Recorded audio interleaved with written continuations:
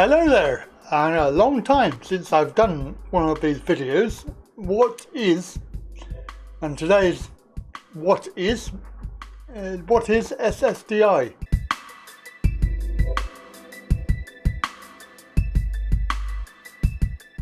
Social Security Disability Insurance.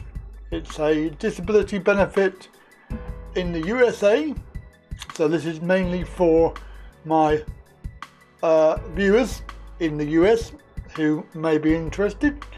So just to make sure that we are aware that we are a worldwide channel for disability. So if you are, then please say hello in the comment section down below, and of course don't forget to subscribe. Now, as always, without reinventing the wheel, I've had a little search around, and I have come across some very good information out there, which I shall share with you. But first of all, what we need to have a look at, if you put in SSDI into a search engine, you may be surprised. In fact, I can't spell because I've actually put 3 S's there. So SSDI.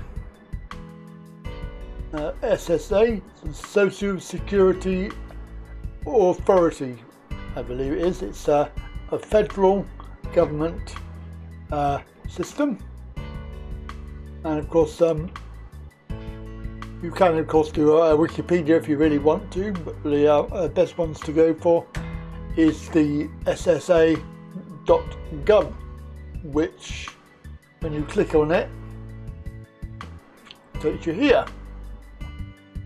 It's a Supplemental Security Income Disability Program.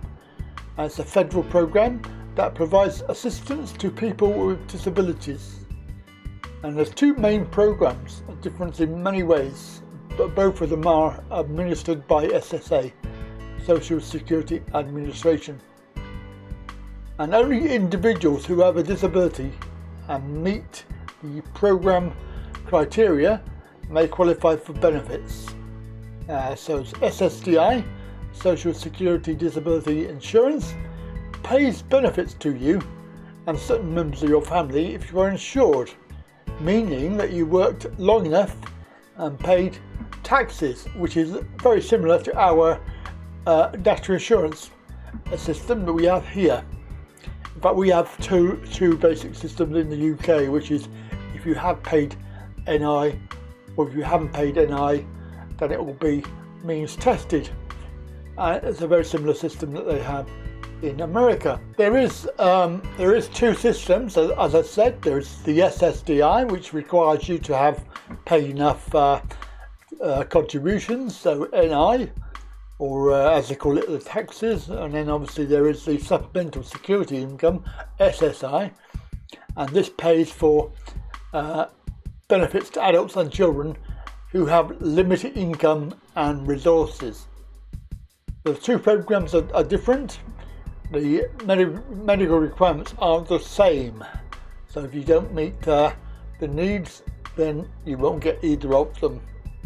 And obviously if you haven't paid enough taxes, then SSI is probably where you'll be going.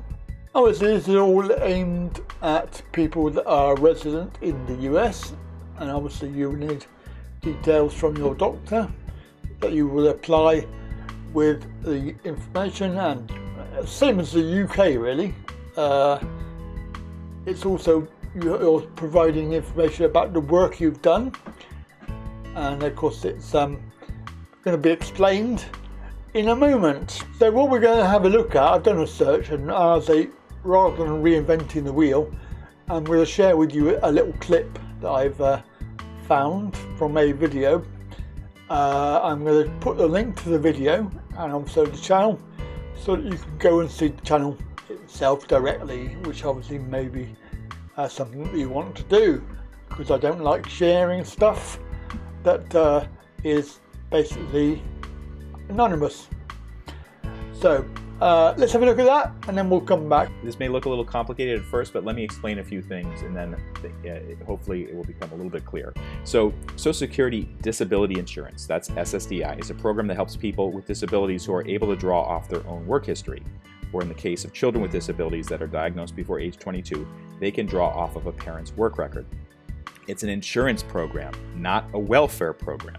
This is an important distinction because it means you do not have to prove financial need in order to receive the benefit. The SSA, Social Security Administration, they only care about the medical condition and the impact the condition has on your ability to work. And this is what this whole chart gets into, your ability to work.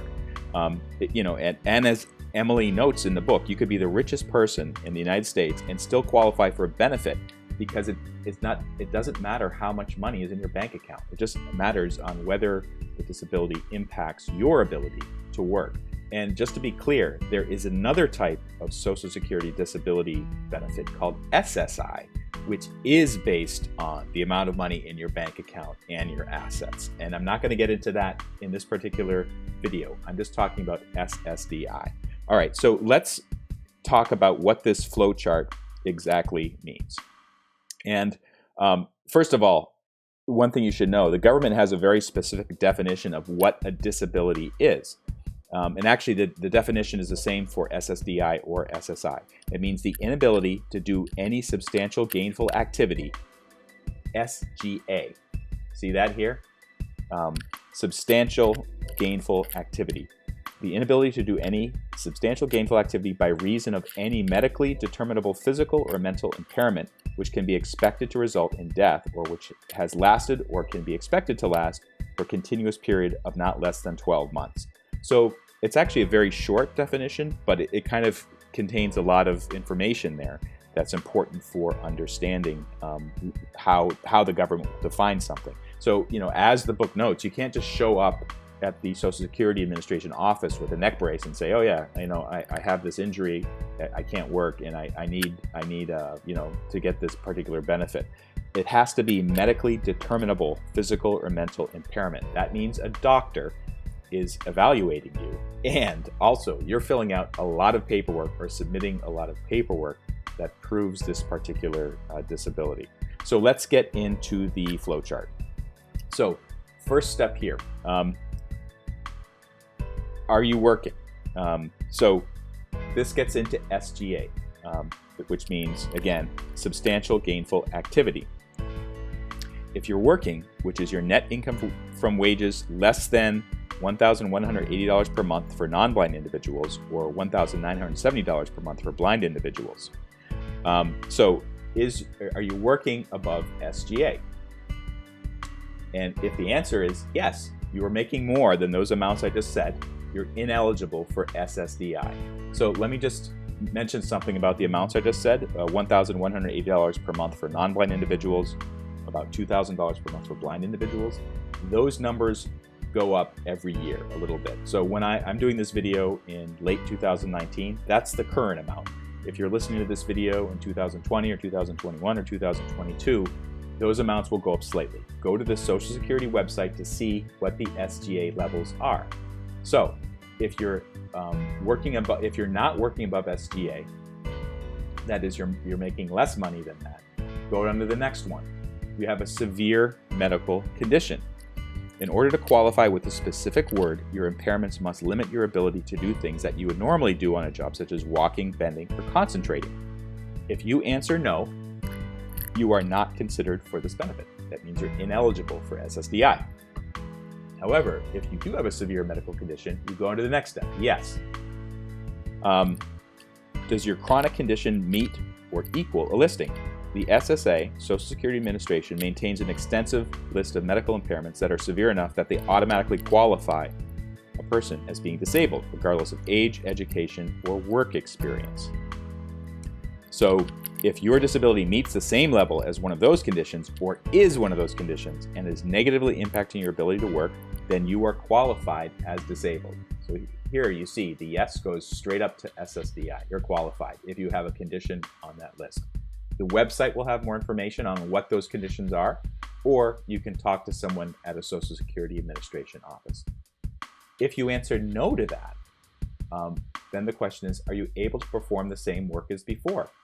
And if you say yes, you're ineligible for SSDI. If you say no, then it says, are you able to perform other work? And the answer again is no. You qualify for SSDI. If you say yes, you're supposed to start over, and that, hopefully you'll figure this out long before you reach this stage.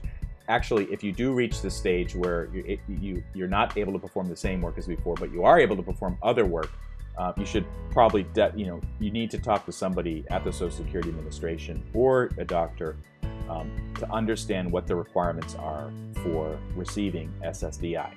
One last thing I'd like to say about SSDI, there is an appeals process. So if you are found ineligible for SSDI, and maybe it's not so clear-cut as these little arrows might indicate, you can appeal. And maybe the Social Security Administration, they'll consider some of the evidence that you submit, and maybe they will reverse their earlier decision. The appeals process, it is complicated. More documentation is required. There's very specific time limits required in terms of how you respond. The book explains a lot of this about the appeals in a very basic, general sense. And of course, if you go to the Social Security Administration website, they have lots of documentation explaining how the appeals process works. There you go. I think that was fairly clear, fairly straightforward. Lots very simple. And of course, the system that they have in America is similar to what we have here. I don't know if there's any assessments or anything like that, or face-to-face. But certainly with ours, there's PIP and there is ESA. So both of those have face-to-face meetings to determine if you qualify, and they are quite stressful. So I don't know if that's the same in America, but I'm pretty certain it would be. Maybe one of our American viewers can tell us what they think. Right, that's it then. Have a good day, and thank you for watching.